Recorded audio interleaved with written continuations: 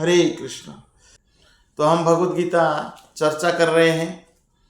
तो भगवान अर्जुन का रथ को दोनों सेनाओं के बीच में लेकर खड़ा कर दिए और भगवान अर्जुन को कह रहे हैं तथा भीष्म, द्रोण तथा विश्व भर के अन्य समस्त राजाओं के सामने भगवान ने कहा, हे पार्थ, यहाँ पर एकत्र सारे कुरुओं को देखो। तो भगवान सबसे पहले भीष्म पितामह का नाम लेते हैं। भीष्म पितामह के प्रति अर्जुन का आसक्ति है, फैमिली रिलेशनशिप, क्योंकि अर्जुन भीष्म पितामह का गोद में पाला हुआ है और बड़े हुए हैं। नेचुरली अर्जुन का आसक्ति तो भीष्म पितामह के प्रति है। तो ये भौतिक आसक्ति है जो इस संसार में टेम्पररी है, ये आत्मा के साथ कुछ देना लेना नहीं है। तो आध्यात्मिक आसक्ति भगवान के प्रति होता है, भगवान का धाम के प्रति होता है जो शाश्वत है। लेकिन ये भौतिक आसक्ति इस शरीर के प्रति होता है और ये शरीर टेम्पररी है। ये ज़्यादा से ज़्यादा 50-100 साल के मेहमान है ये शरीर। अगर ये शरीर का कीमत अगर जान लोगे, आपका भगवान के प्रति आसक्ति हो जाएगा कि भौतिक जगत के प्रति आसक्ति कम हो जाएगा। ये शरीर का कीमत कहा जाता है -5000 रुपीस, अभी तो ज़्यादा होगा, क्योंकि शरीर को जलाने के लिए 5000 रुपये का लकड़ी चाहिए कम से कम, एक गरीब व्यक्ति का मैं कह रहा हूं। तो ये है शरीर का कीमत। तो शरीर का कोई वैल्यू नहीं है। शरीर के साथ जब हम संबंध रखते हैं, ये टेम्परेरी होता है, ये कोई परमानेंट नहीं है। तो भौतिक जगत में हमारा रिलेशनशिप या संबंध ये अशाश्वत है, शाश्वत नहीं है। तो अर्जुन का गुरु है द्रोणाचार्य, जो युद्ध विद्या का ज्ञान दिए। तो गुरु के प्रति आसक्ति है, भौतिक ज्ञान का आसक्ति होता है। हमें जो भी शिक्षा प्राप्त हुआ, उस शिक्षा का लक्ष्य अगर रोटी कपड़ा मकान हो, भौतिक ज्ञान के प्रति आसक्ति, तो भौतिक ज्ञान का जो आसक्ति है ये द्रोणाचार्य प्रतीक है। और भौतिक संबंध जो है पितामह भीष्म के साथ, ये भौतिक संबंध का आसक्ति है। तो ये दोनों इस संसार में टेम्पररी है कि भगवान लेकर अर्जुन का रथ को भीष्म और द्रोणाचार्य का सामने खड़े कर देते हैं। तो ये भीष्म पितामह है और ये द्रोणाचार्य है। विश्व भर के अन्य समस्त राजाओं के सामने भगवान ने कह दिया, क्या कहा कि हे पार्थ, यहां एकत्र सारे कुरुओं को देखो। मतलब तुम पांडव अलग है, कुरु अलग है, हमने पिछले श्लोक में चर्चा किया था। देखकर अर्जुन का भौतिक आसक्ति के कारण करुणा भाव आ जाता है। जब कुंती पुत्र अर्जुन ने मित्र तथा संबंधियों के इन विभिन्न श्रेणियों को देखा तो वो करुणा से अभिभूत हो गया। इस प्रकार वो अर्जुन उवाच दृष्ट्वा इमं स्वजनं कृष्ण यूतसं समुपस्थितं छिन्दन्ति मम गात्राणि मुखं च परिशुष्यति। अर्जुन ने कहा, है कृष्ण, इस प्रकार युद्ध की इच्छा रखने वाले अपने मित्रों तथा संबंधियों को अपने समक्ष उपस्थित देखकर मेरा शरीर के अंग कांप रहे हैं और मेरा मुख सूखा जा रहा है। तो प्रभुपाद बताते हैं, यथार्थ भक्ति से युक्त मनुष्यों में ये सारे गुण सद्गुण रहते हैं जो सत्पुरुषों तथा देवताओं में पाए जाते हैं, जबकि अभक्त अपनी शिक्षा तथा संस्कृति के द्वारा भौतिक योग्यताओं में चाहे कितना ही उन्नत क्यों न हो, इन ईश्वरीय गुणों से भिन्न होता है। ये दुष्ट लोगों के पास ये गुण होता नहीं है जो नास्तिक है। तो ये सद्गुण के कारण अर्जुन अपना संबंधियों को, सगे संबंधियों को जब देखा तो करुणा भाव जागृत हो गया और इस प्रकार शरीर में विकार आने लगा। बेपतुश्च शरीरे में रोमहर्षश्च जायते गांडीवम संसृते हस्तात् त्वक् चैव परिदह्यते। मेरा सारा शरीर कांप रहा है, मेरे रोंगटे खड़े हो रहे हैं, मेरा गांडीव धनुष मेरे हाथ से सरक रहा है और मेरा त्वचा जल रही है। शरीर में दो प्रकार के कंपन होते हैं, रोंगटे भी दो प्रकार से खड़े होते हैं। ऐसा या तो आध्यात्मिक परमानंद के कारण हो सकता है, नहीं तो कोई व्यक्ति अगर भौतिक परिस्थितियों में उलझ जाता है तभी एक होता है। जिसको भगवान का साक्षात्कार हो जाता है उसी को किसी प्रकार के भय नहीं होता है, अभयम पद को प्राप्त कर लेता है। तो 30वां श्लोक है, न च शक्नोषि अवस्थातुं भ्रमति एव च मे मनः निमित्तानि च पश्यामि विपरीतानि केशव। मैं यहाँ अब और अधिक खड़ा रहने में असमर्थ हूं, मैं अपने को भूल रहा हूं और मेरा सिर चकरा रहा है। हे कृष्ण, मुझे तो केवल अमंगल दिखाई दे रहा है और अपने मन की इस दुर्बलता के कारण उसे आत्मविस्मृति हो रही थी। न च श्रेय अनुपश्यामि हत्वा स्वजनम आहवे कांक्षे विजयम कृष्ण न च राज्यम सुखानि च। हे कृष्ण, इस युद्ध भूमि में अपने ही स्वजनों को वध करने में न तो मुझे अच्छाई दिखती है और न मैं किसी प्रकार की विजय, राज्य या सुख की इच्छा रखता हूं। अर्जुन युद्ध न करने की 5 कारण बताते हैं। पहला कारण बताते हैं करुणा भाव, तो करुणा। दूसरा, राज्य भोग करने की इच्छा।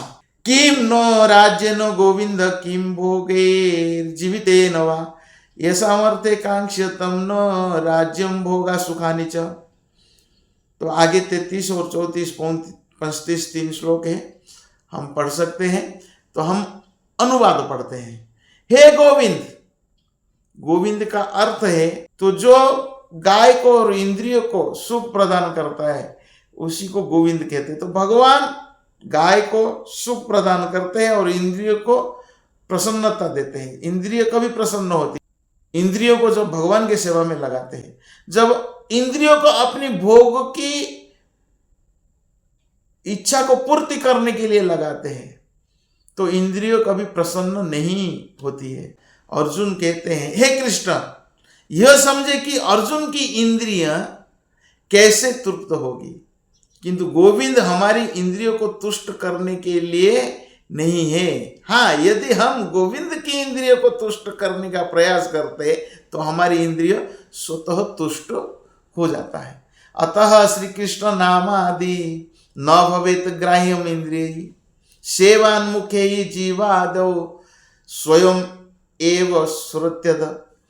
भौतिक इंद्रियों से भगवान को नहीं समझ पाएंगे, लेकिन सेवान्मुखे ही जीवादौ, ये इंद्रियों को जब हम भगवान की सेवा में लगाते हैं तब भगवान का उपस्थिति का अनुभूति होती है। तो भगवान को समझने के लिए हमारा इंद्रियों को भगवान की सेवा में लगाना चाहिए।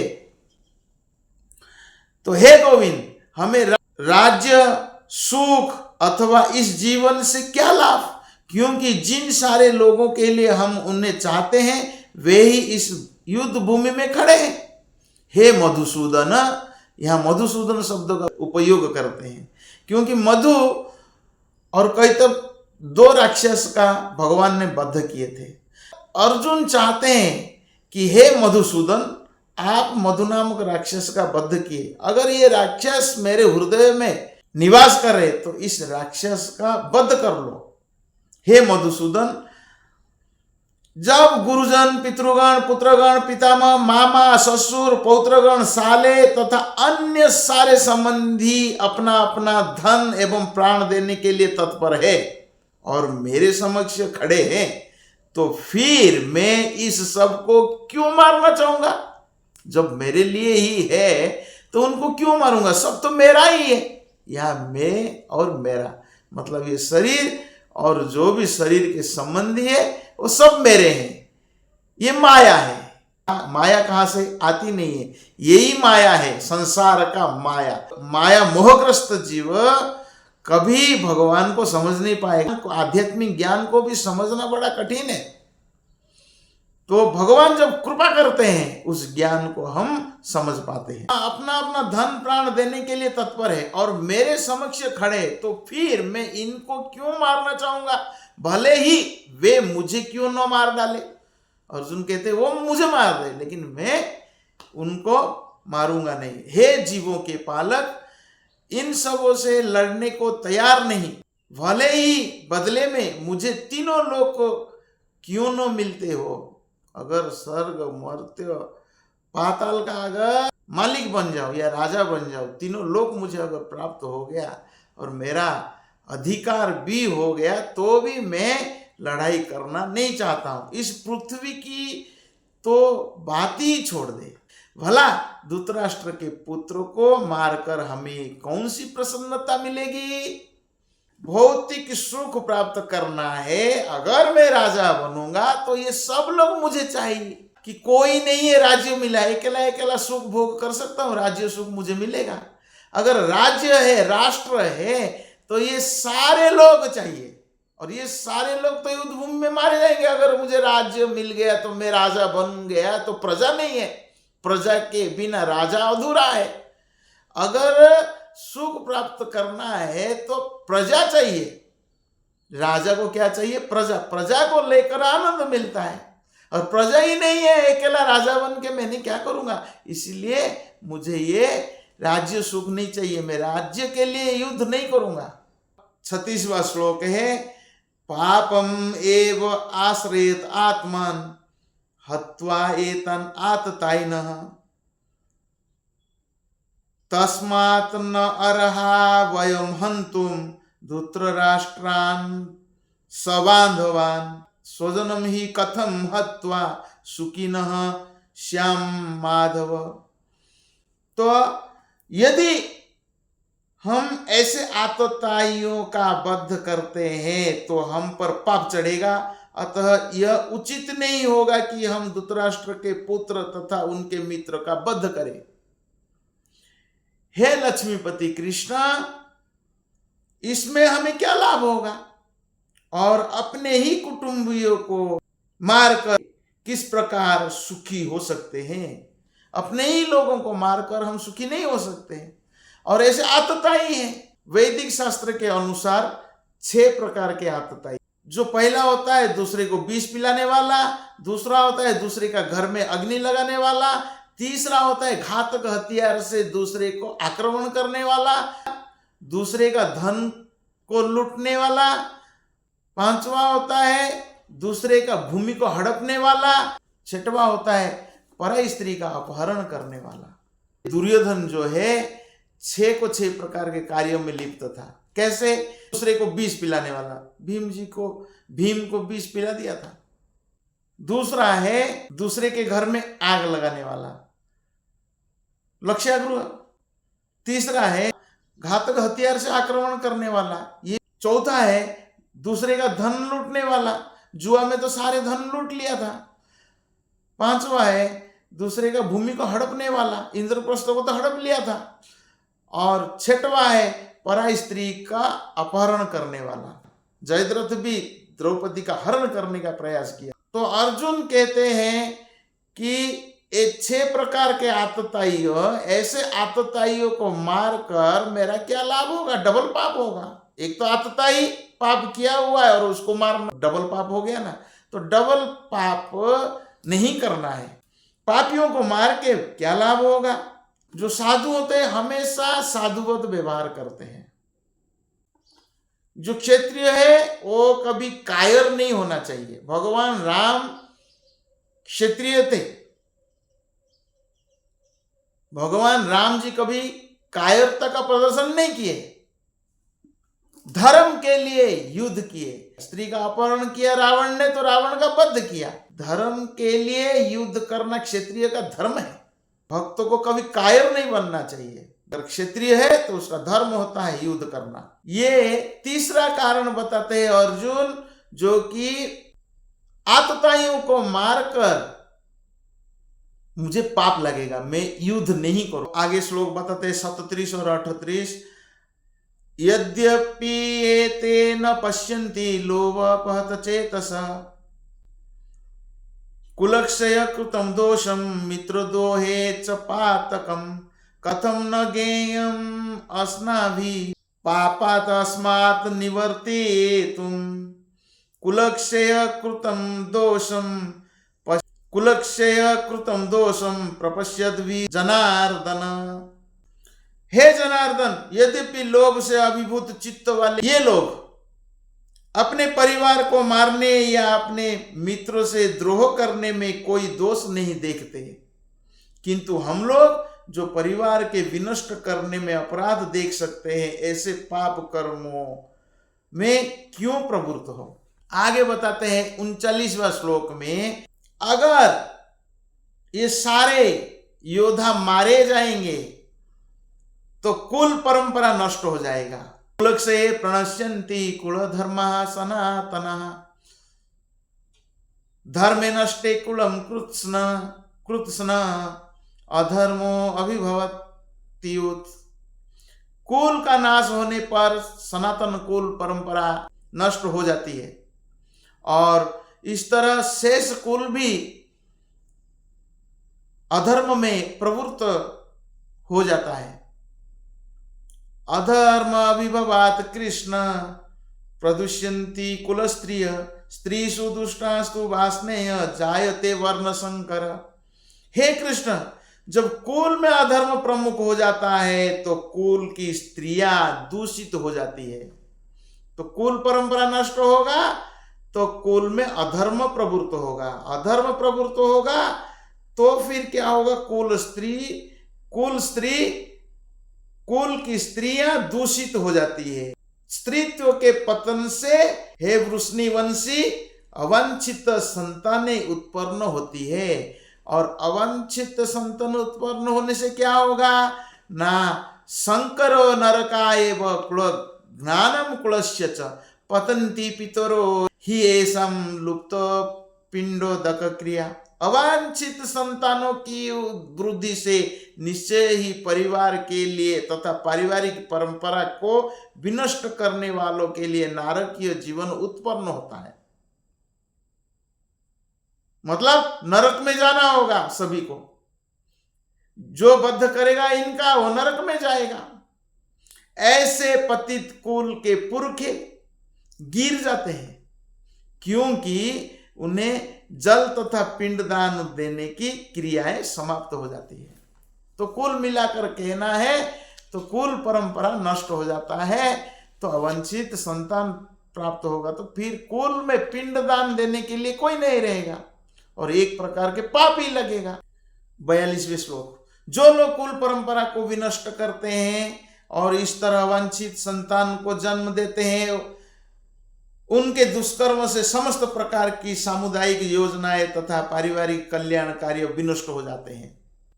43वां श्लोक, हे प्रजापालक कृष्ण, मैंने गुरु परंपरा से सुना है कि जो लोग कुल धर्म का विनाश करते हैं वे सदैव नरक में वास करते हैं। तो उसका मतलब हमेशा नरक के लिए जाना पड़ेगा, नरक से बाहर आएंगे ही नहीं कभी। अहोवत महत पापम कर्तुम व्यवसिता वयम यत राज्य सुख लोभेन हंतुम स्वजनम उद्धता।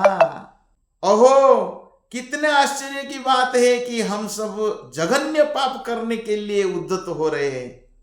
राज्य सुख भोगने की इच्छा से प्रेरित होकर हम अपने ही संबंधियों को मारने पर तुले हैं। तो 45वां श्लोक में कहते हैं, यदि शस्त्रधारी धृतराष्ट्र के पुत्र मुझ निहत तथा रणभूमि में प्रतिरोध न करने वाले को मारे तो यह मेरे लिए श्रेयस्कर होगा।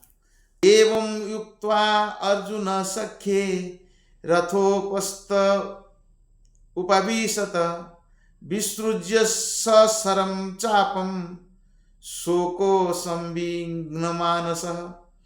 संजय ने कहा, युद्ध भूमि में इस प्रकार कहकर अर्जुन ने अपना धनुष तथा बाण एक और रख दिया और शोक संतप्त चित्त से रथ के आसन पर बैठ गया। बैठ गया मतलब युद्ध नहीं करना है। वो शोक से इतना संतप्त हो उठा कि अपना धनुष बाण एक और रखकर आसन पर पुनः बैठ गया। और ऐसा दयालु तथा कोमल हृदय व्यक्ति को भगवान की सेवा में रत हो आत्मज्ञान प्राप्त करने के योग्य है। युद्ध न करने का 5 कारण है। पहला कारण है करुणा, दूसरा कारण है राज्य भोग की इच्छा, तीसरा कारण है पाप लगेगा, आतताइयों को मारने से पाप लगेगा, चौथा कारण है कुल परंपरा नष्ट होना, 5वां कारण बता रहे हैं निर्णय नहीं ले पाना। ये 5 कारण था जो कि अर्जुन युद्ध नहीं करने की इच्छा। तो भगवान पूरा गीता सुनवाएंगे। ये पहला अध्याय समाप्त हो गया। थोड़ा थोड़ा चर्चा करते करते आगे बढ़ेंगे। हरे कृष्ण।